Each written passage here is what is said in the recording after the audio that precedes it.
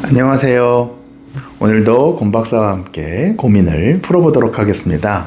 오늘 다루게 될 이야기는 밤에 약을 먹으면 자꾸만 뭘 먹게 돼요? 라는 질문에 대한 부분입니다.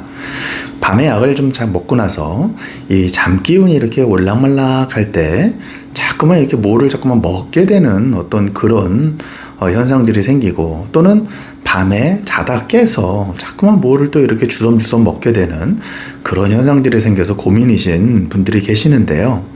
특히나 이제 졸피뎀이라는 수면제와 관련돼서 자기도 모르는 사이에 뭘 자꾸만 먹고, 아침에 일어나 보니까 기억도 없는데 뭐 과자 부스러기, 과자 봉지가 널브러져 있다든지, 뭐 또는 라면을 끓여 먹었다든지, 심지어는 편의점에 나가서 음식을 사와서 먹었는데 그게 전혀 기억이 안 난다든지, 그래서 이제 졸피뎀의 부작용이라고 그래서 한번 크게 이슈가 되고 언론에서도 다뤄지고, 여러 가지 인터넷에서도 이제 그런 졸피뎀 부작용처럼 얘기를 하는데, 그런 문제는 졸피뎀을 안 먹은 사람들은 그러면 괜찮으냐?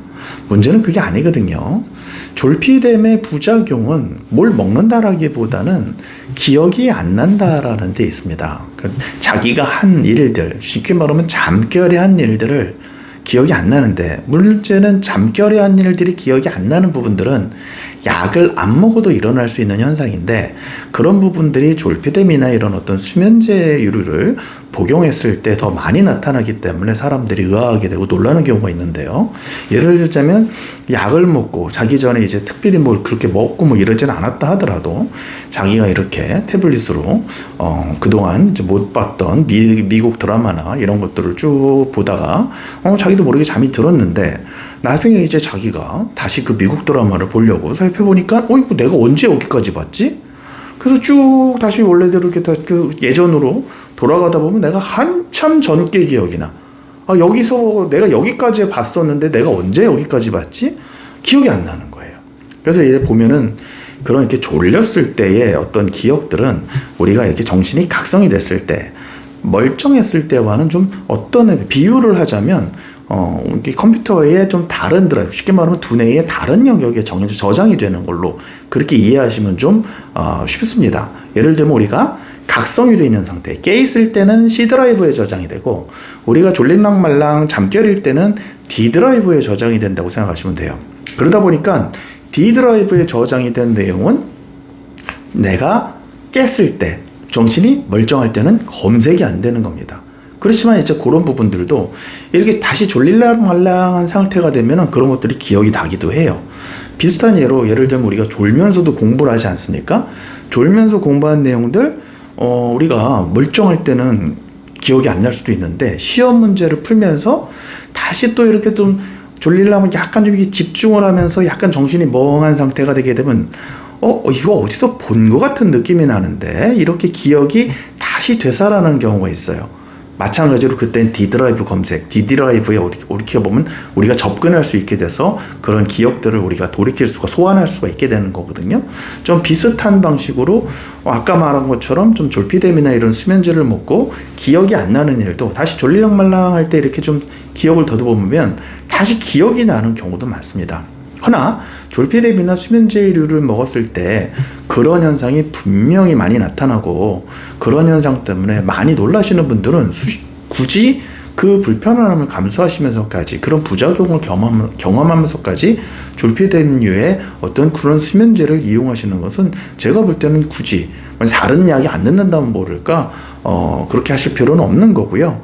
그리고 이제 보면은 그런 일을 했을 때 이제 술을 먹고, 우리가 이제 왜 블랙아웃이라 그래서 이제 주사라 그래서 엉뚱한 행동을 하지 않습니까? 그리고 내가 그런 얘기를 했다니, 내가 부장님께 욕을 했어? 내가 뭐 이런 어떤 머리를 쥐어뜯고, 그런 일과 좀 어떻게 보면 흡사한 듯이 여겨져서 굉장히 두려워하시고 겁을 먹으시는 경우가 많은데, 사실 졸피뎀을 먹고 잠결에 한 일들은 물론 옆에서 이렇게 관찰한 사람들의 말에 의하면, 또 본인이 나중에 확인해봐도 알지만, 사실 술 먹었을 때와는 다르게 실수는 없습니다. 문제는 이제 말을 좀 술 취한 듯이 그러니까 어물어물한다든지, 잘 발음이 흐트러진다든지, 또는 이렇게 움직임이 조금 약간 좀 이렇게 술 취한 사람처럼 된다든지, 그런 부분은 있으나 심지어는 설거지까지 깔끔하게 하고, 심지어는 어떤 분은 냉장고 청소까지 하고 주무시는 분들도 계시니까, 사실 그런 때 실수라는 것보다는 그런 것들이 기억이 안 난다는 것에 대한 두려움이 훨씬 크다고 말할 수 있습니다. 더더군다나 자기가 어마어마한 양을 먹어치우고 분명히 잤는데 입에 막 음식가루, 과자가루 묻어있고 손에도 과자가 주어져 있는데 자기는 기억이 하나도 안 나고, 얼마나 두렵겠습니까? 자기가 모르는 새에 뭔가를 했으니까. 그거는 누가 입장을 바꿔놓고 생각해도 깜짝 놀랄 일이죠. 그런 분들은 저도 이제 그러면 졸피뎀을 제외한 다른 약으로 한번 해봅시다 그러는데, 문제는 다른 약을 사용을 하셨을 때나 또는 약을 사용하지 않으셨을 때에도 역시 그런 습관이 있으신 분들은 먹는다는 거예요. 밤에. 그때는 기억을 다 합니다. 본인이 알아요. 자꾸만 이렇게 졸릴랑 말랑 할 때 배가 그렇게 또 고프고 입이 심심해서 먹게 된대요. 또 밤에 새벽에 일어나서 분명히 이거 먹으면 안 되는데 라고 생각을 하지만 또 먹게 된대요. 그러면 왜 그렇게 밤에 먹는 어떤 이런 습관이 생겨버릴까? 사실 우리 포유동물들, 엄마 젖을 빨고 자란 동물들이죠. 특히 영장류들은 이 어렸을 때부터 입술과, 어렸을 때가 아니라 태어나면서부터죠. 이제 입술과 입천장에 사실은 엄마 젖을 빨던 그런 기억들이 물리적으로 좀 각인이 돼 있어요. 그러다 보니까 뭔가 불안정하고 또 그럴 때는 엄마 젖을 찾는 아이처럼 이 입을 자극하고 싶어하는 어떤 그런 욕구들이 생겨나게 되고, 그러다 보니까 지금 보면 우리가 먹는 걸로 스트레스 많이 풀지 않습니까? 바로 그러한 작용이, 그런 부분들이 있는 거고, 지금도 음식과 관련돼서 음식, 먹는 것의 즐거움에 대해서 얼마나 많이들 퍼져 있습니까? 이게 이제 입을 자극하고자 하는 맛에 대한 어떤 그런 우리가 욕구도 있지만, 맛있는 것을 먹고 싶다라는 욕구도 있지만, 이런 입안과 입천장을 이렇게 자극하고 싶어하는 그런 부분들도 있는 거예요. 그래서 보면은 이렇게 좀 특히나 왜 밤에 보면은 아이들, 갓난아기들은 쭉쭉이를 빨고 아이들은 손가락을 빨지 않습니까? 그런 비슷한 이유로 어른이 됐을 때에는 뭔가 그 엄마 젖을 빨 때의 편안함으로 돌아가고 싶다든지 그런 느낌들은 또 지금이 힘들 때, 지금 불안정할 때 그런 부분이 더 많이 나타나겠죠? 어떻게 보면 그런 결핍이 있으신 분들은 좀 이렇게 밤 시간이 됐을 때 그런 부분에 대해서, 왜 하필이면 밤 시간이냐? 밤 시간이라는 건 주변에 있는 자극들이 다 잦아들고 내 내부의 감정이나 이런 부분들이 더 분명하게 느껴지는 때예요. 그러다 보니까 그런 느낌들이 더 강하게 나타나는 거고요. 문제는 그렇게 해서 먹는 걸로 스트레스를 푸는 것까지는 좋은데, 그러다 보니까 그렇게 먹는 것들은 입에 넣고 우걱우걱 씹고 꼭 삼키면 또 여기를 자극하고 싶어지게 될 거 아닙니까? 그러니까 또 먹어요. 또 먹고 배불러도 계속 먹습니다. 그러다 보니까 많이 먹게 되는 거예요. 뭐 농담을 삼아서 차라리 손가락을 빨아보세요 뭐 이런 얘기도 하곤 합니다만, 실제로 배고파서 배를 채우기 위해서 먹는 게 아니라 이런 어떤 정서적인 만족을 위해서 먹는 어떤 의미에서는 정서적인 식욕이거든요. 그런 부분들이 이렇게 밤에 좀 많이 나타나고, 중요한 거는 또 그렇게 밤에 많이 먹었으니까 낮에 뭐가 먹고 싶겠습니까? 그러면 또 낮에 잘 안 먹어요. 또 죄책감 때문에 또 안 먹겠죠. 내가 밤에 뭘 먹었는데 어떻게 또 낮에 먹겠어? 그럼 낮에 안 먹겠죠. 그럼 낮에 안 먹었으니까 또 그 시간이 되면 또 배가 고픕니다. 어떻게 보면 이런 악순환이 되면서 야식 증후군이라는 게 생겨버려요. 야식 증후군이라고 하는 부분은 사실 많은 사람들이 이제 많이 경험하고 있기 때문에, 우리가 뭐 이렇게 배달의 민족이나 이런 걸 봐도 야식집들이 많고 그러는 이유가 밤에 뭘 먹으시는 분들이 많다는 얘기인데요. 문제는 밤이라는 시간은 우리가 뭔가를 먹는 시간은 아니기 때문에 그러한 부분들은 우리 몸에 큰 손상을 주게 됩니다. 데미지를 결국 주게 돼요. 그러니까 이 부분에서 뭐 많은 분들이 그거 먹는 거 만족하시는 분들 없습니다. 다 어떻게 하면 거기서 내가 헤어나올 수 있을까 이 생각을 해요. 심지어는 정신과 약을 먹지 않으시는 분들도 잠결, 자기 전이라든지 잠이 안 오거나 그럼 뭘 먹으려는 마음이 들고요. 또 새벽에 깨서 또 뭔가를 또 입에다 넣고선 또 주무시는 분들도 계세요. 잠자는 약과 전혀 상관없이도. 그 나쁜 습관이죠. 식습관이 나쁘게 된 거예요.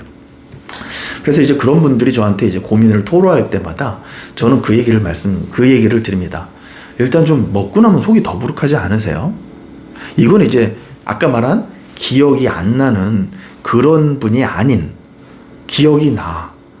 잠자기 전에 이렇게 약 기운이 좀 돌면 분명히 내가 이거 먹으면 안 된다는 걸 아는데 자꾸만 먹는데 손이 가. 또는 새벽에 일어나서 이거 먹으면 안 되는데 또 먹게 돼. 그런 분들과 이제 얘기를 나눌 때입니다. 그러면 분명히 먹고 속이 편하진 않으실 거예요 라고 말씀을 드려요. 다들 속이 좀 더부룩하시대요. 먹고 나면, 왜냐면 많이 먹게 되니까. 그때 조금 먹는 게 아니거든요. 많이 먹게 되니까 속이 더부룩해요. 그러면 제가 꼭 말씀을 드립니다. 뭘 먹었을 때 포만감, 아 배부르다, 마치 젖 많이 빤 아이처럼 아 좋다, 이 만족감에 길들여지지 마시고 배가 부르고 배가 더부룩해서 잠이 잘 안 온다, 그래서 괴롭다, 또 뭔가를 먹게 되면 약의 효과가 반드시 떨어지고 분명한 겁니다. 뭔가 배가 부른 상태에서 약을 먹게 되면 약의 효과가 떨어져요. 마찬가지로 뭔가 배가 부르니까 약을 먹은 사람도 약의 효과가 떨어지고 그러면 잠을 잘 못 자고 그러면 괴롭다. 먹으면 속이 더부룩하고 속이 더부룩하면 잠을 못 자고 잠을 못 자니까 괴롭다. 먹으면 괴롭다. 먹으면 괴롭다. 먹는다는 데 대해서 이것이 나를 잠을 못 자게 만들어서 나를 괴롭게 만든다라는 부분을 항상 인식을 하셔서 이걸 계속 반복해서 나한테 어떤 의미에서는 마인드 컨트롤이죠. 또는 세뇌죠. 나한테 분명히 포커스를 바꾸는 거죠. 입이 만족이 되고 배가 부른 어떤 그런 풍족한 느낌, 어떤 그런 포만감, 그런 것에 만족하는 느낌에서 잠을 못 자는 괴로움으로 시각을 돌리는 거예요. 그 효과 있습니다. 시간이 계속 되잖아요. 먹는 것에서 좀 다시 먹을 때 그래도 그 전에는 뭐 하나 이렇게 잡아주는 게 없이 그래도 먹었을 때의 괜찮은 느낌, 어떤 포만감 때문에 바로 먹는 부분에 대해서 망설임 없이 움직였다면 좀 지금 제가 말씀드린 이런 부분들을 계속 머릿속에 먹고 잠을 못 자고 속이 더부룩할 때마다 되새기면 그래, 역시 그래, 먹으니까 이게 속이 더부룩하지, 내가 먹으니까 이게 잠이 잘 안 오지, 먹으니까 잠을 잘 못 자지, 아 다음날 힘들 텐데, 이런 부정적인 인식을 그만큼 쌓아 올리면 분명히 시간이 지났을 때 먹는 것에 대해서 좀 부정적이 됩니다. 더 그런 부분에 대해서 예민하게, 어떻게 강박증적인 성향이 있으신 분들은 또 그 습관을 잘 만드는데, 그런 성향이 있으신 분들은 아예 9시 이전에는 먹지 않는, 어떻게 보면 건강한 식습관을 만들 수 있는 그런 방법이 되기도 합니다. 그리고 이렇게 했을 때 이제 뭐 병원에 오시는 분들은 사실은 좀 이렇게 제가 요것만으로 하기에는 좀 부족한 부분들, 실제로 정서적인 식욕 자체를 갖다가 좀 줄여주는, 아까 말한 것처럼 그건 배고파서 먹는 게 아니거든요. 어떤 분들은 밤에 먹지 않으려고 저녁을 먹어. 그러면 이제 저한테 와서 얘기합니다. 저녁을 먹었는데 분명히 배가 고프지 않았는데도 역시 잠자기 전에 뭘 또 먹었어요. 분명히 저녁을 먹었는데, 일부러 내가 배가 안 고픈데도 저녁을 먹었는데 새벽에 일어나서 또 뭔가를 먹었어요. 이렇게 말을 합니다. 왜? 배가 고파서 뭘 먹은 게 아닙니다. 이 정서적인 식욕과 이런 생물학적인 식욕은 달라요. 그러니까 저녁을 먹었다고 하더라도 또 먹게 되는 겁니다. 그러니까 그런 부분에 대해서 너무 자책하지 마시고요. 굳이 그런 자책을 하시려면 그런 먹은 걸 자책하지 마시고, 먹는 것 자체가 나를 잠을 못 자게 한다, 먹으면 못 잔다, 먹으면 못 잔다, 못 자니까 괴롭다, 그냥 그것에 먹는 것 자체, 특히 밤에 먹는 것 자체에 좀 뭔가 포커싱을 맞추셔서 하시면 되는 거고, 아까 말씀드린 것처럼 얘는 정서적인 식욕 자체를 좀 이렇게 좀 감소시켜주는 그런 항우울제가 있거든요. 그러면 기존에 드시던 항우울제를 정서적인 어떤 식욕을 억제해주는 항우울제로 당분간 바꿔서 드실 수 있어요. 왜냐면 항우울제의 효과는 이제 다양한 레인지에서, 다양한 범위 내에서 효과를 나타내는데, 뭐 예를 들면 무드를 좀 더 커버해주는 항우울제가 있을 수 있고, 불안과 긴장을 좀 더 커버해주는 항우울제가 있을 수 있고, 아까 말한 것처럼 정서적인 식욕을 좀 더 커버해주는 항우울제가 있고, 이 외에도 항우울제가 커버하는 부분에 따라서 어떤 항우울제는 무슨 성기능 제품으로 팔리기도 하고, 어떤 항우울제는 담배를 끊는 약으로 팔리기도 하고, 어떤 항우울제는 뭐 예를 들면 통증을 줄여주는 약으로 팔리기도 하고, 항우울제 효과가 굉장히 레인지가 넓거든요. 그 중에서 이 정서적인 식욕을 좀 감소해주는 항우울제를 당분간 그 야식 먹는 습관이 고쳐질 때까지 도움을 받으면서 제가 아까 말씀드린 그런 인지행동적인 어떤 그런 요법으로 본인을 좀 훈련을 시키면 좀 그런 버릇들이 시간은 걸리지만 많이 괜찮아지는 부분이 있습니다. 그렇지만 많은 분들이 효과를 보시지만 간혹 가다 보면 이제 그런 어떤 본인의 지금 현재 일상이 너무 힘들 때 좀 이 방송을 보시고 어떤 분들은 나는 이렇게 해봐도 저렇게 해봐도 밤에 먹는 습관을 못 고치고 있어요. 나는 자제력이 너무 약한가 봐요. 뭐 이러시는 생각을 하실 분들이 계실까봐 말씀을 드리는데, 원숭이들도 자기가 뭔가 이렇게 힘들거나 그럴 때 손가락을 빨아요. 그러다 보니까 현재 처한 어떤 그런 상황들이 특히나 이제 외지에 혼자 나와 있고 혼자 자취하고 있고 이런 분들, 특히 요런 부작용들은 특히 여성분들한테 특히나 많거든요. 확실히 여성분들이 감정적으로 좀 더 예민하게 다른 남자들보다 조금 더 감정적으로 풍성하게 느끼시는 편인 거죠.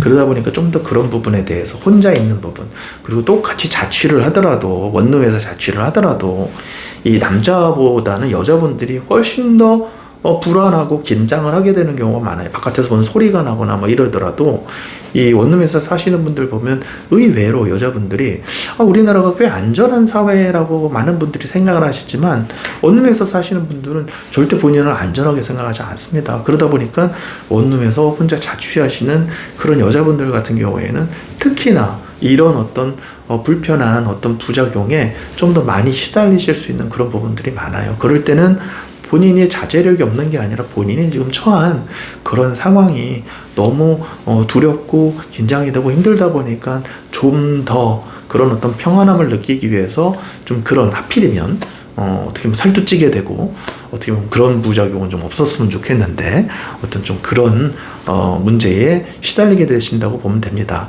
다시 한번 정리해서 말씀드리면, 일단은 그런 자꾸만 밤에 뭐를 자꾸만 먹게 되는, 특히나 약을 먹고 이렇게 긴장이 이완되면 이게 뭔가 자제하는 힘 자체가 떨어지다 보니까 더 본능적인 부분들이 올라오게 되는데, 그런 본능적인 부분들이 올라왔을 때 특히나 그런 감정적인 식욕이 올라와서 뭔가 포만감을 느끼고자 하고 뭔가 이 입을 자극하고자 할 때 뭘 자꾸 먹는 그런 버릇들에 대해서는 그 버릇 때문에 속이 더부룩하고 잠자는 게 약해지고 어떻게 보면 잠을 잘 못 자게 되고 그것 때문에 괴롭다는 부분에 포만감만큼 포커싱을 맞춰서 그 행동이 나한테 주는 손해를 분명히 인식하셔야 돼요.